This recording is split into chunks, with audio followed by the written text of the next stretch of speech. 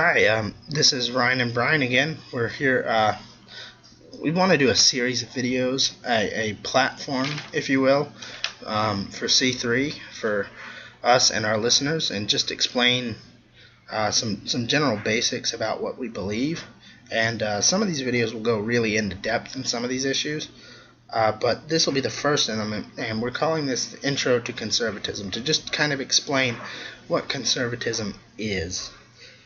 Yes, this video is going to be very, very broad in a way. We're not going to be so precise. We're not going to pinpoint exact dates and a list of achievements of people who happen to believe in this ideology. Right. Now, some of that stuff will occur later on in more precise videos, but what we're hoping to achieve here is just a quick intro so that you can be prepared and know what is a conservative.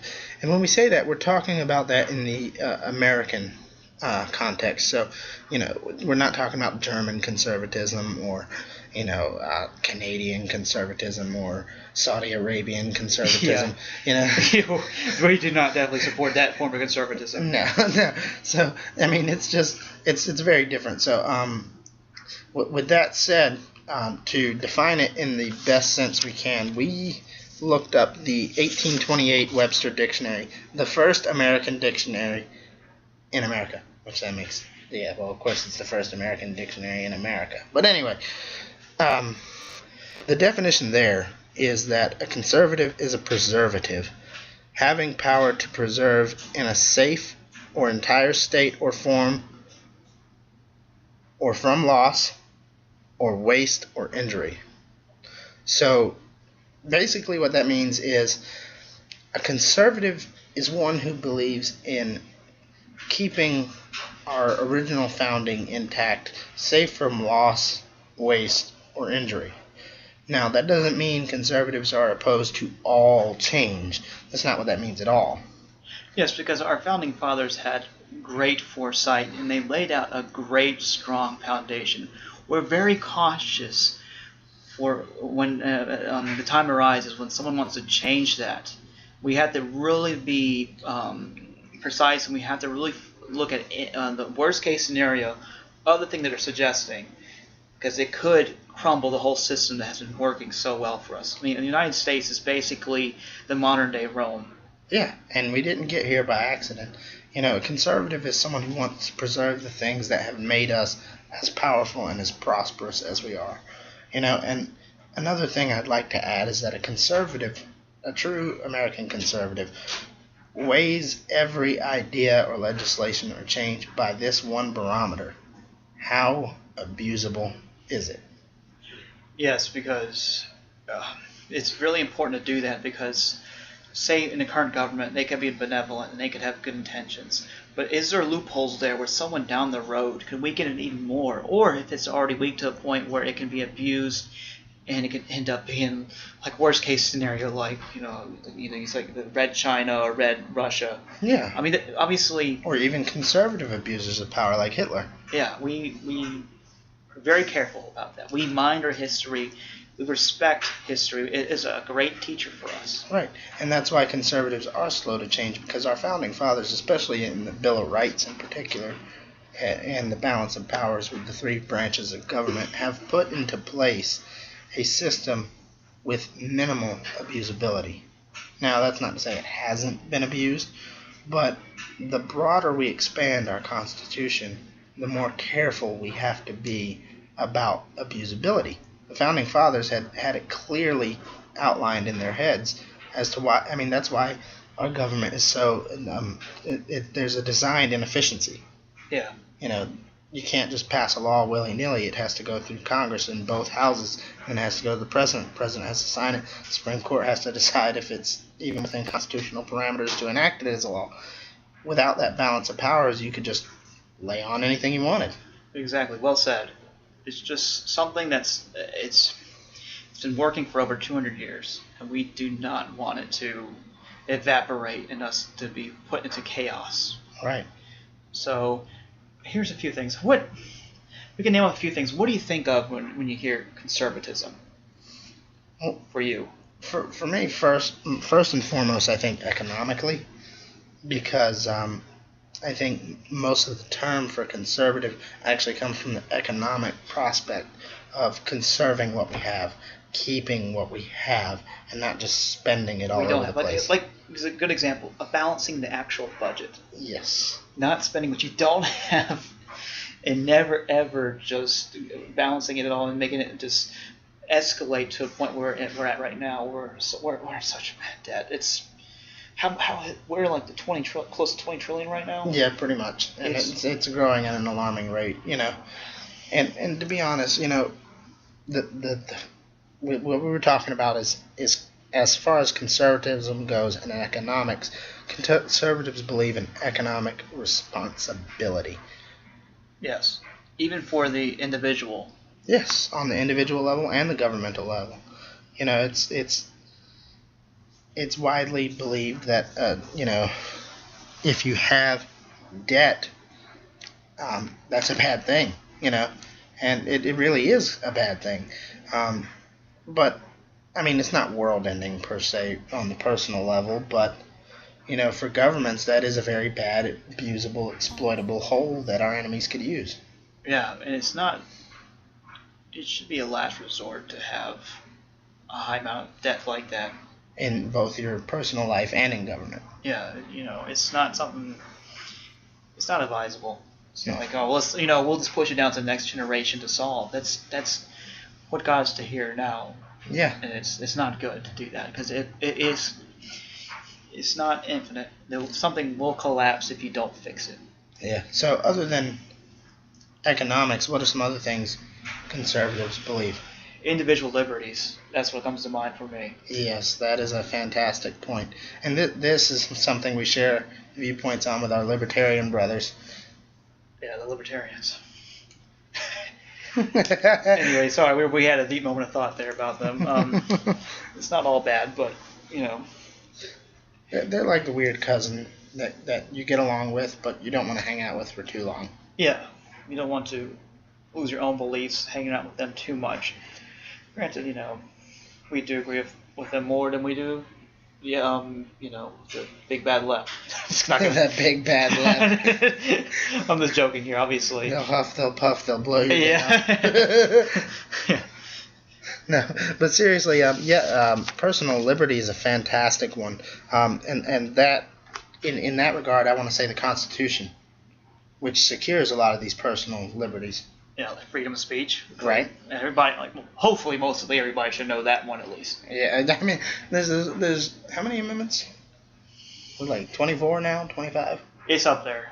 Anyway, but particularly the first 10, the Bill of Rights. They knew what they were doing by including those. Yeah, definitely, and obviously the Second Amendment. Yeah, the right to bear arms. A lot of the personal liberties that the Constitution guarantees are necessary. People have to have a warrant to search you. They have to have reasonable suspicion. Right to due process. Right to a lawyer. Right. Even they left it open too, where it could be modified. I mean, that's what the amendments are for. Yeah, in fact, in the Constitution, it tells you how you can amend the Constitution. Yeah, because they had such great foresight. They knew obviously things would change. And not only that, but also that they're not gods. They don't think of everything. Yeah, and a lot of them actually, even though they were men, they could see down the road. For example, slavery. Believe it or not, some of our founding fathers were really opposed to it. They actually were repulsed by it. But they knew in order to found the country as a one unified country, they couldn't fight it yet. Yes, they had to push it down just a little bit until the right time, and it did happen. And obviously, Civil War happened, but it took a lot of cost to do so. But it did happen. Hopefully, it doesn't ever happen again anytime soon. But no, basically, it is changeable, and we do, we're not like a big stone wall that never moves. We do believe in change. We just have to be cautious with it. We have to it's like a pyramid scheme salesman. we have to know what they're selling first. We have to get every aspect of it before we jump onto it, because we don't want to be regretting it down the road. Right. And that's the thing about conservatism is that it is cautious by nature. Like we said, abusability is a big factor, and whether or not it takes from your own personal liberty is another factor. So, just this is some groundwork for what conservatives believe. In future videos, we'll discuss in greater detail stuff like economics, particularly like taxation and other topics like that. But for now, this is just a broad overview. Hope that has proved useful.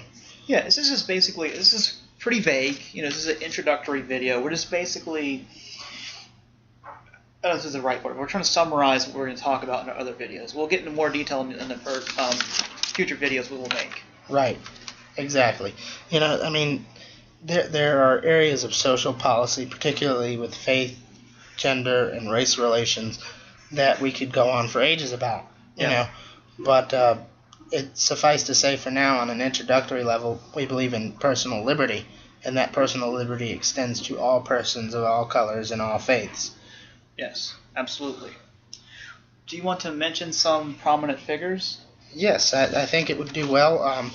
Now, we're not going to give you life stories or biographies or even a lot of information about these people, but these are some American conservative thinkers that would be important for somebody trying to study conservatism to learn. Yeah, most people already know these names, but like you said, it would be for people to go further into it, beyond the name, beyond like what their title was, what they actually did. Right.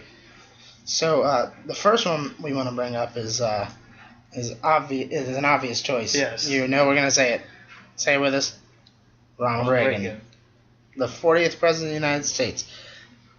He was active as president from 81 to 89, two-term president. If you don't know Reagan, you don't know modern American conservatism. Yeah, he's basically the figurehead for it. Yep. And a lot of conservatives now often, mention his name. And for good reason. It was a good time for our country under his watch. Definitely. People definitely felt safe. He did, obviously in another video we'll mention all... What makes him so great. Yeah, because we would be here forever. Yeah. Okay, next on the list would be, here's a few more names to mention, actually, like Dwight D. Eisenhower. Ike, good old Ike, the general who became president, two-term president. A little bit earlier, 34th president. He was president from 53 to 61. And also to add to the list of people, much to the dismay of some Democrats, Martin Luther King Jr. Yes. Civil rights leader. Yep. He was also Republican. Another person, Supreme Court Justice Clarence Thomas. He's probably the most well-known conservative. He might be the most well-known justice. Period. Yeah, of the modern day. Yeah.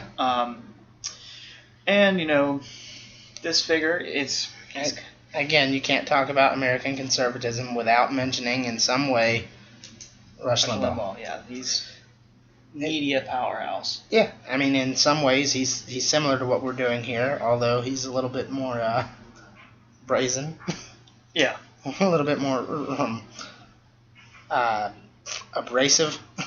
Now, that being said, that's not to detract from the fact that he is a great conservative thinker. Yes. A lot of what the general conservative public believes comes from the mouth of Rush Limbaugh. Yeah, he's basically the voice for a lot of conservative ideas, and like him or not, you know what his beliefs are. Yeah. So he's... Well, at least you do if you've ever listened to him. I do recommend listening to him and not just listening about him. Yeah, or like a small clip from him. Try to give him a chance, He does say crazy things, don't get me wrong. Yeah. But that's not to say that he doesn't also have some good ideas. Yeah, and that's one thing to help conclude this. Nobody is 100% conservative or 100% Democrat. me and my friend here, we're not 100% down the line, fully read on every issue. No, in fact, we're quite libertarian in some, and in some we actually have, believe it or not, something in common with Democrats. Yeah. It's hard to say, but Yeah. on some issues we do agree with them. We won't spoil those now, but Yeah.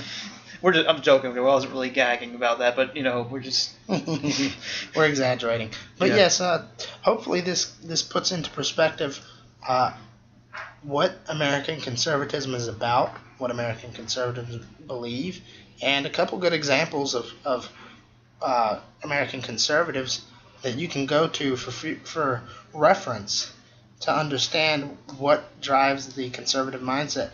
And I do ask that you spend time researching this yourself from every perspective.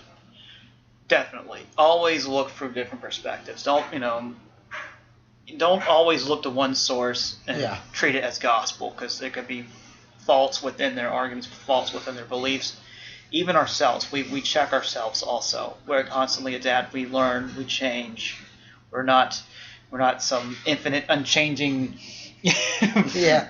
some gem or stone that never change. No. That you see in like comics or something. But we learn too. Yeah, but we do encourage you to look up the names we talked about. Look up a little bit about conservatism yourself, because we won't cover it all. Definitely. We're going to get some of it. I think we're going to get a really good general review for you in this series of videos. But don't stop there. Don't stop with us. Read online. Like I said, get it from multiple sources. Even read what Democrats are saying about conservatives and conservatism. Absolutely. Definitely look forward. This is just an introductory video, and we honestly hope you learn something from this. Even though we were kind of broad about it, we're going to make more videos in more detail. Yeah. So definitely stay tuned, and pretty soon we'll make more episodes. We thank you for listening to us, and we hope you enjoyed the show.